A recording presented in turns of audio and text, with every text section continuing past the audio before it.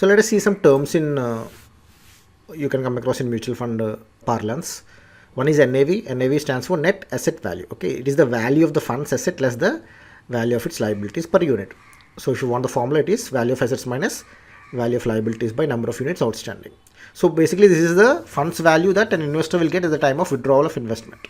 Okay, so NAV is also a factor that determines whether fund is overvalued or undervalued, and you can take a decision whether to continue holding the units or sell them. So in practical, what it actually means is, whatever is the NAV as on the date of redemption, you will get the, say you have 100 units and the NAV as on the date of redemption is 10 rupees. So you will be getting 100 into 10, that is 1000.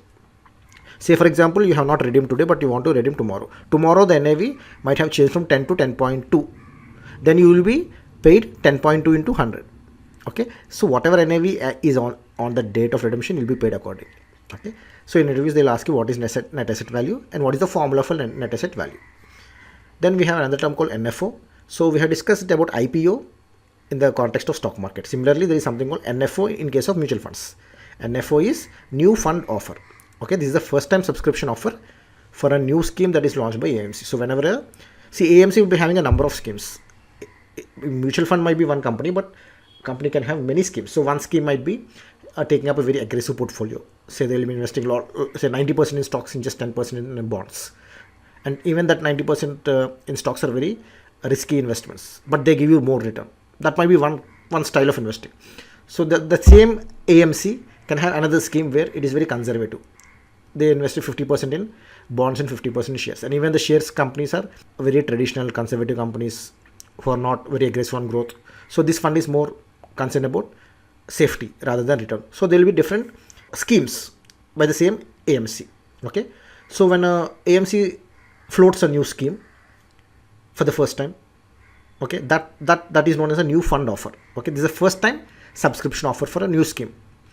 So then investors can buy the units in the scheme at offer price, say 10 rupees. And after the NFO period, they can only buy at NAV.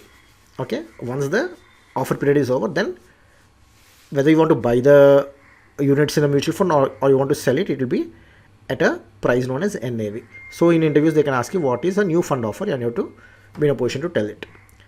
Then there is another concept here that is known as open-ended scheme. So these funds can they buy and sell units on a continuous basis. The investors can enter and exit the scheme as per the decision, and the price at which the units will be sold or bought will be NAV. Okay, these are open-ended mutual fund schemes. So on a continuous basis, these funds buy and sell units. There will be a lot of liquidity. Then there is a concept called load. Load means when you buy mutual funds, some fee will be charged, because if everything is given to you, how will the fund manage? How the salaries have to be paid, and there will be a lot of maintenance charges. Okay, administrative expenses. So to meet their expenses, they'll charge some fees. This will be usually a percentage of NAV. Okay, so that is known as entry load. So when you buy mutual funds, say for example you invested 5,000 and the entry load say is 2%. Then what the AMC will do, they will take entry load fee of 2% of 5,000. 2% into 5,000 is 100 rupees. Okay, so then the balance, that is 4,900, only will be invested in the mutual fund. So you get units worth 4,900. So that 100 is deducted as entry load. Sometimes mutual funds charge exit load.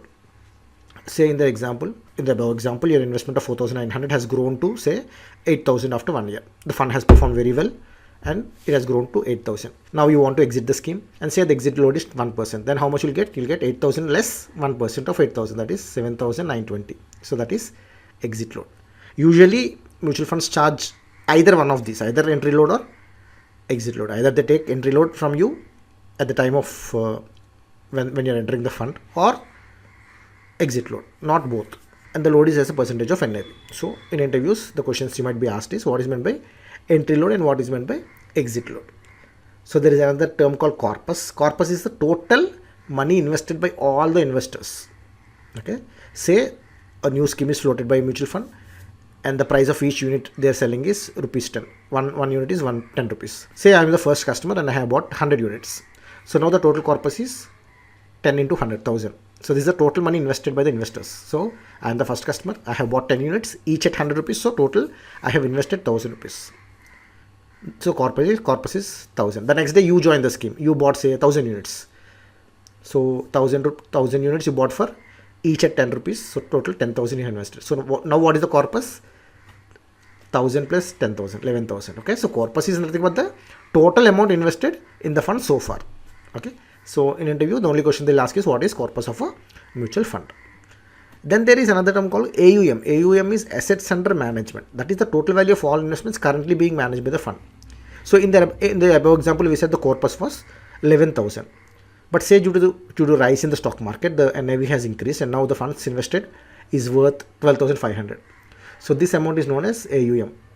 So AUM stands for assets under management. So in interview they can ask you what is meant by assets under management.